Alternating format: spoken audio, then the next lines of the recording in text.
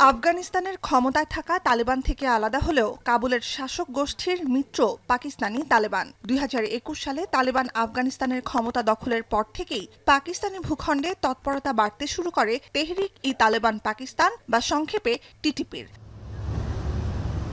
সোমবার আফগানিস্তান সীমান্তের কাছে অভিযান চালিয়ে 20 টিটিপি বিদ্রোহীকে হত্যার কথা জানায় পাকিস্তানের সেনাবাহিনী। দেশের উত্তর-পশ্চিম সীমান্তের টিটিপির গোপন আস্তানায় চলে এ অভিযান। সন্ত্রাসী সংগঠন হিসেবে জাতিসংঘ ও যুক্তরাষ্ট্রের কালো তালিকাভুক্ত গোষ্ঠীটি নিষিদ্ধ পাকিস্তানেও।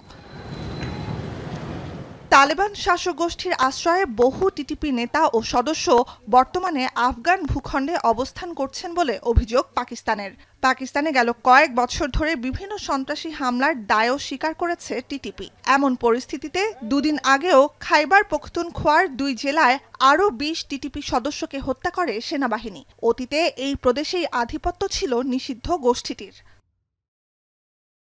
গেল 9 অক্টোবর আফগানিস্তানের রাজধানী কাবুলে পাকিস্তানের ড্রোন হামলা ও তালেবান শাসক গোষ্ঠীর প্রতিশোধ, সামরিক, বেসামরিক ও সন্ত্রাসী সহ শতাধিক প্রাণহানির ঘটনায় উত্তেজনা বাড়ে দুই দেশের। 19 অক্টোবর অস্ত্রবিরতি কার্যকর হলেও শনিবার কাতার ও তুরস্কের মধ্যস্থতায় ভেস্তে যায় তৃতীয় দফার শান্তি আলোচনা।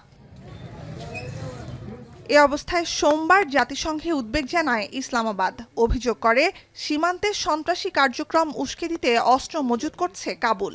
আফগান অস্ত্রের সরবরাহ বন্ধে বৈশ্বিক পদক্ষেপ নেওয়ারও আহ্বান জানান জাতিসংঘে নিযুক্ত পাকিস্তানের রাষ্ট্রদূত অসীম ইফতেখার। নুজহাত কামাল, এখন বিশ্ব।